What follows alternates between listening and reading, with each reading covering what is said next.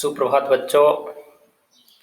आज हम कवि नागार्जुन की कविता दंत्रित मुस्कान। सबसे पहले हम कवि नागार्जुन का जीवन परिचय देखेंगे। इनका जन्म बिहार के दरभंगा जिले के सतलखा गांव में सन 1911 में हुआ था। इनकी प्रारंभिक शिक्षा संस्कृत पाठशाला में हुई। बाद में अध्ययन के लिए बनारस और कलकत्ता गए। 1936 में वे श्रीलंका गए और वही बौद्ध धर्म में दीक्षित हुए। 2 साल प्रवास के बाद 1938 में स्वदेश लौट आए। घुमक्कड़ी और अक्खड़ स्वभाव के स्वभाव से धनी नागार्जुन ने अनेक बार संपूर्ण भारत की यात्रा की और सन 1998 में इनकी मृत्यु हो गई।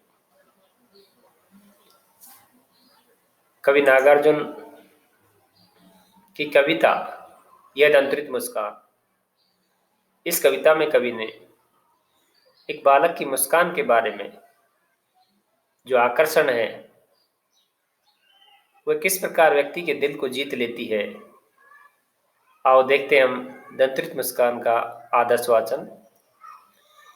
तुम्हारी है दंत्रित मुस्कान मृतक में भी डाल देती जान, धूल धूसर तुम्हारे ये गात, छोड़कर तालाब मेरी झोंपड़ी में खिल रहे जलजात। परस पाकर तुम्हारा ही प्राण पिघल कर जल बन गया होगा कठिन पाषाण। छू गया तुमसे कि झरने लगे पड़े शेफाली के फूल, बांस था कि बबूल, बांस था कि बबूल। इसी में कवि आगे कह रहे हैं, तुम मुझे पाए नहीं पहचान, देखते ही रहोगे अनिमेष, थक गए हो आंख लूं मैं फेर, क्या हुआ यदि हो सके परिचित पहली बार, यदि तुम्हारी मान माध्यम बनी होती आज, मैं न सकता देख मैं न पाता जान, तुम्हारी ये दंत्रित मुस्कान, तुम्हारी ये दंत्रित मुस्कान।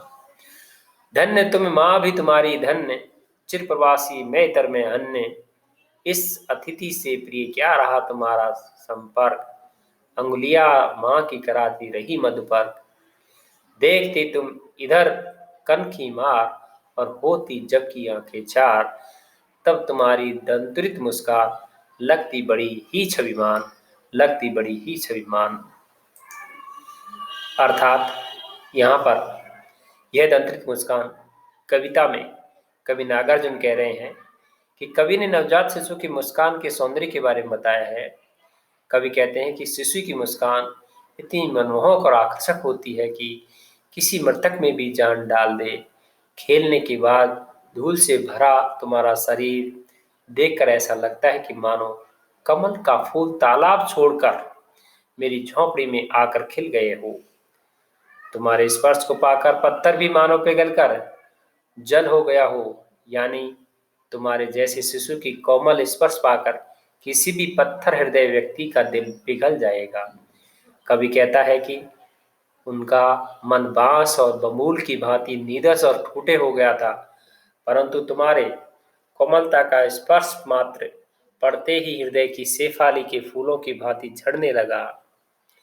कवि के हृदय में वात्सल की धारा बह निकली और वे अपने शिशु से कहते हैं कि तुमने मुझे आज से पूर्व कभी नहीं देखा है, इसलिए मुझे पहचान नहीं रहे हो।